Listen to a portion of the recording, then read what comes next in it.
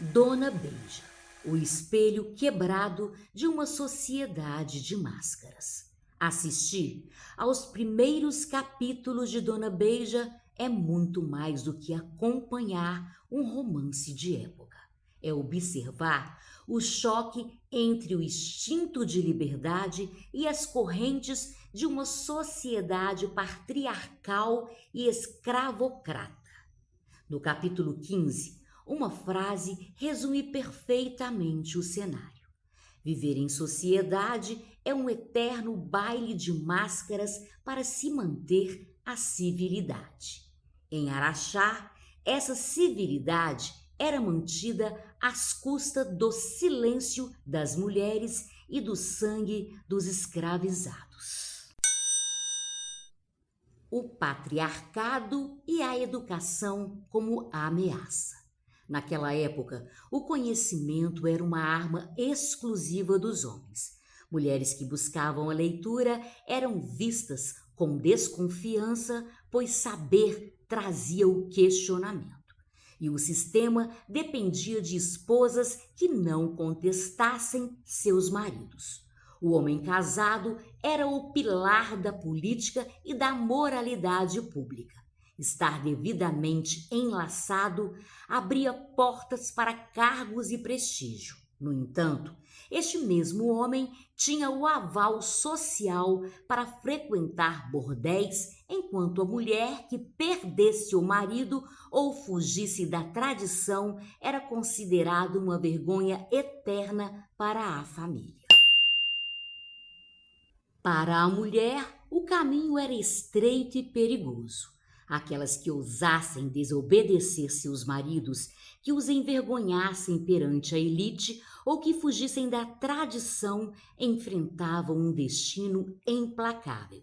Sem direitos civis ou apoio financeiro, muitas acabavam tendo como única opção de sobrevivência os bordéis, onde eram jogadas ao esquecimento.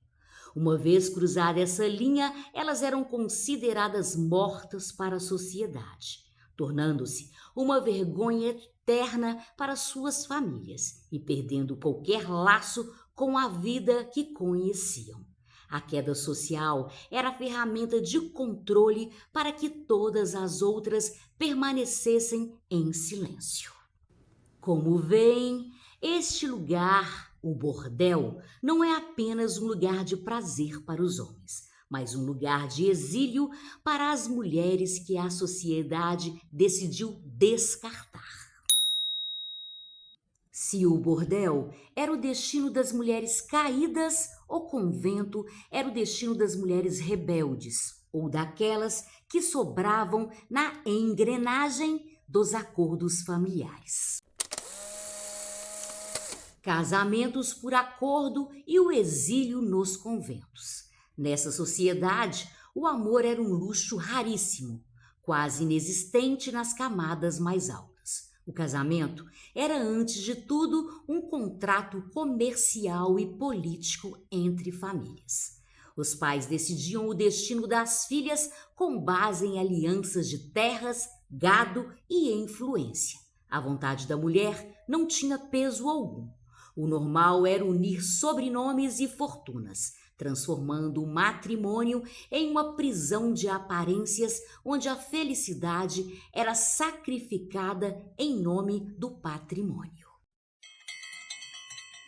Para as jovens que apresentavam comportamentos contrários aos desejos dos pais, seja por se apaixonarem por alguém inadequado, por demonstrarem intelecto excessivo ou por recusarem um noivo imposto, o castigo era o isolamento. Os conventos funcionavam, muitas vezes, como depósitos de mulheres indesejadas. Mandar uma filha para o claustro era uma forma de limpar a honra da família, sem o escândalo do bordel, garantindo que aquela mulher nunca mais interferisse nos planos dos patriarcas. Ali, entre muros altos, elas eram silenciadas pela religião, vivendo uma vida de renúncia que nunca escolheram, apenas por terem ousado ter vontade própria.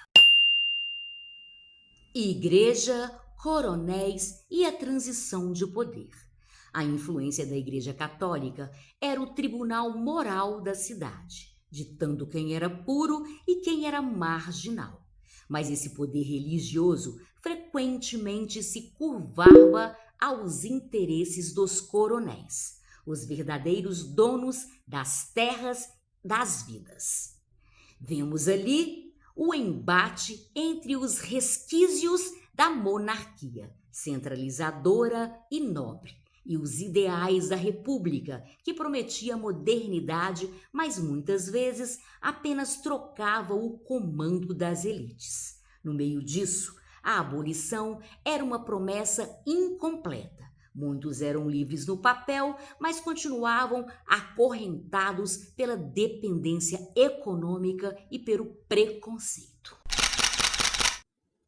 No capítulo 16, tem uma frase muito interessante que diz: a arte nasce na alma de quem cria. Entendemos a própria Beija. Ela transformou sua dor e seu banimento social em uma forma de performance ao criar a Chácara do Jatobá. Ela não apenas desafiou os costumes, mas esculpiu um espaço onde a hipocrisia dos homens era cobrada em ouro. Quem foi Dona Beija? Ana Jacinta de São José, 1800-1873. Foi uma figura histórica real. Mais do que uma mulher sedutora, ela foi uma estrategista. Em uma época em que a mulher era propriedade do pai ou do marido. Beija foi dona de si, de sua fortuna, de seu destino.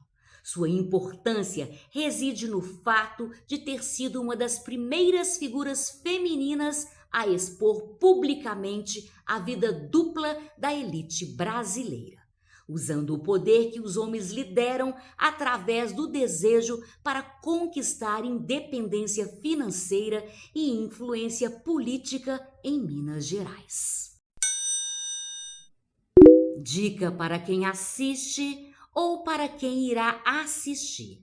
Ao dar o play, tente olhar além do romance e das cenas picantes. Foque nos diálogos sobre herança, na forma como os escravizados são tratados mesmo após libertos, e na pressão sufocante sobre as mulheres da elite. Dona Beija é um estudo sobre como o Brasil se construiu em clima de aparências e como a coragem de uma única mulher pôde arrancar as máscaras de toda uma cidade.